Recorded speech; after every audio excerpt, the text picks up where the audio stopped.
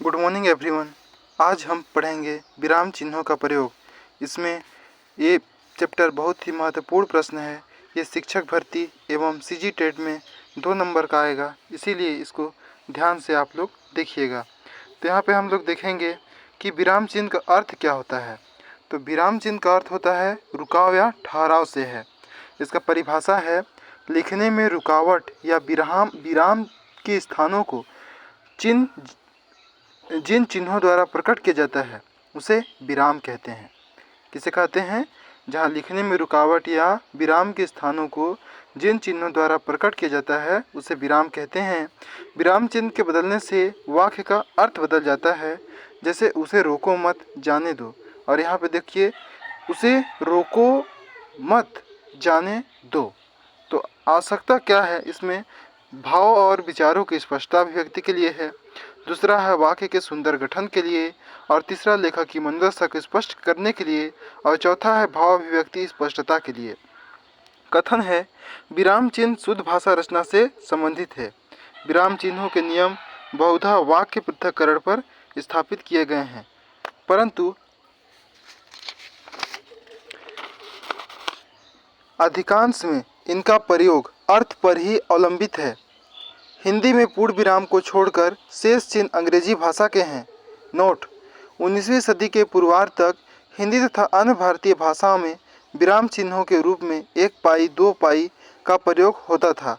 कलकत्ता में fort William college की स्थापना के बाद अंग्रेजी के संपर्क में आने के कारण 19वीं शताब्दी के अंत तक अंग्रेजी के बहुत सारे विराम चिन्ह हिंदी में आ गए। उसी को हम देखेंगे। कामता प्रसाद गुरु के अनुसार विराम चिन्ह 20 प्रकार के होते हैं। इसमें देखिए, सबसे पहले ये पूर्ण विराम, ये है आपका, देखिए ये पूर्ण विराम है। तो हम पूर्ण विराम के बारे में विस्तार से जानेंगे कि पूर्ण विराम होता क्या है। तो पूर्ण विराम का प्रतीक चिन्ह एक खड़ी पाई है और इसका अर्थ होता है पूरी तरह रुकना। और इसका प्रयोग प्रत्येक पूर्ण वाक्य के अंत में होता है और बहुत शीर्षक और ऐसे शब्द के पश्चात जो किसी वस्तु के उल्लेख मात्र के लिए आता है। भक्तिकालीन एवं रीतिकालीन पद्यों में अर्धाली के पश्चात इसका प्रयोग होता है और प्राचीन भाषा के पद्यों में यति के स्थान पर होता है। प्राचीन भाषा के पद्यों में अर्धाली के पश्चात होता है। वर्तमान में अंग्रेजी के प्रभाव के कारण कुछ विद्वान पूर्ण विराम के स्थान पर केवल बिंदु का प्रयोग करने लगे हैं। समय एवं स्थान के बचत के आधार पर पूर्ण विराम का प्रयोग छोटा अक्षर के रूप में, छोटा बिंदु के रूप में हो रहा है। ध्यान दी जाने वाली बात यह है कि इसके उपयोग के बाद संयोजकों शब्द का प्रयोग जैसे तथा, और, व, एवं नहीं करना चाहिए, अन्यथा यह विराम चिन्ह लेख के प्रवाह को बिगाड़ सकता है। प्रश्नवाचक एवं विस्मयवाचक वाक्यों में इसका प्रयोग नहीं होता है। आगे देखेंगे अपूर्ण विराम, न्यून विराम। अपूर्ण विराम, न्यून विराम या उप विराम, ये है, देखिए इसको ऐसे दर्शाया जाता है, अपूर्ण विराम, न्यून विराम या उप विराम। प्रतीक चिन्ह ये इसका यही है, प्रतीक चिन्ह ये देखिए, आपको स्पष्ट नज़र नहीं आ रहा है, कैमरा लाइव नहीं है, ये देखिए, ठीक। तो इसका प्रयोग है कि जब एक से अधिक उदाहरण देना हो, जैसे ऑनलाइन फ्रॉड, समस्या और समाधान। दूसरा है किसी उदाहरण द्वारा किसी प्रयोग का अभिप्राय व्यक्त करने की दशा में इसका उपयोग किया जाता है। जैसे महात्मा गांधी ने कहा था, करो या मरो। किसी शब्द के सीमा निर्धारण के लिए, जैसे विज्ञान एक वरदान। अंग्रेजी में महापुरुषों के उद्धरणों तथा किन्हीं वक्तव्यों के पृथक्करण में इसका उपयोग किया जाता है।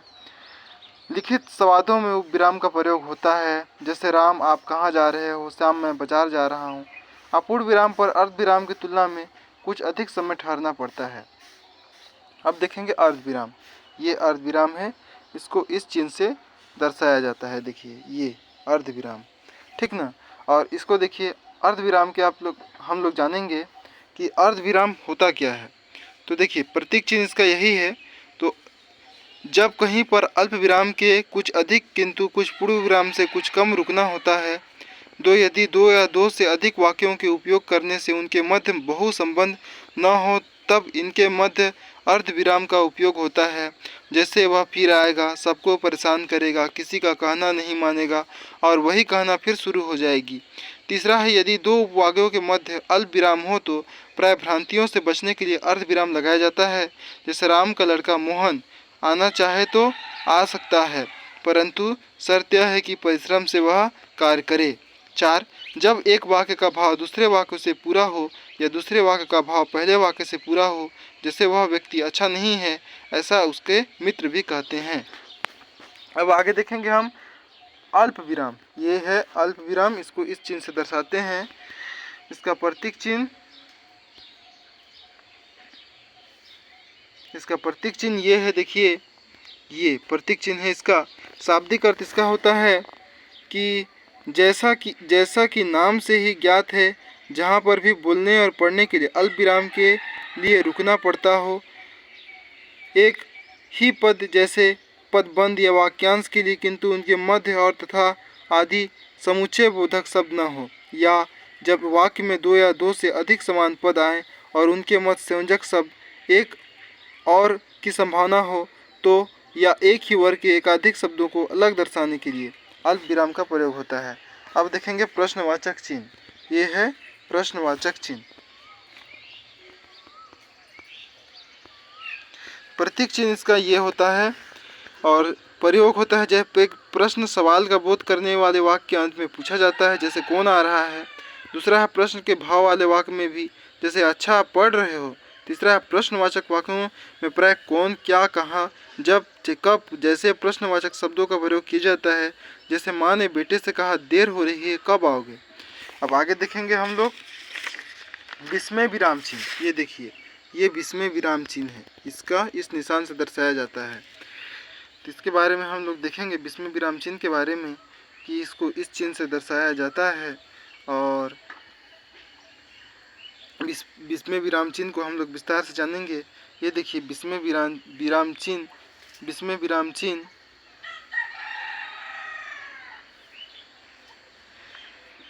विस्मय विराम चिन्ह इसको इस चिन्ह से दर्शाया जाता है और इसका प्रयोग अपने से बड़ों को सादर संबोधित करने में किया जाता है। किसी वाक्य में हर्ष, आश्चर्य, करुणा, घृणा, भय, विवाद, विस्मय, शोक आदि मनोभाव को प्रकट करने के लिए वाक्य के अंत में विस्मयादि बोधक चिन्हों का प्रयोग किया जाता है। जैसे अरे बाप रे, यह क्या हो गया, क्यों री, क्या तू आँखों से अंधी है, शाबाश तुमने अपने साला का गौरव बढ़ाया। तो इतना को हम डील कर रहे हैं। बाकी आप चिन्ह को देख लीजिए ध्यान से। ये अवतरण विराम उद्धरण चिन्ह है, इसको इस तरह से दर्शाया जाता है। योजक संबंध चिन्ह है, इस रेखा से दर्शाया जाता है। ये निर्देशक है, विवरण चिन्ह है, ये कोष्टक है और ये त्रुटि विराम हंस पद कक पद है और लाघव विराम संक्षेप सूचक चिन्ह है। लोभ विराम वर्जन चिन्ह है और पुनरुक्ति चिन्ह है और तुल्यता सूचक चिन्ह है। टिप्पणी तारक चिन्ह है और समाप्ति सूचक चिन्ह है। अधोरेखा रेखा चिन्ह है, टिप्पणी सूचक चिन्ह है। Thank you. हमारा चैनल हमने अभी शुरुआत किया है, कुछ त्रुटि होगा तो देख लीजिएगा। और आपको अगर ये वीडियो अच्छा लगे तो इसको लाइक और शेयर और सब्सक्राइब करिएगा। Thank you.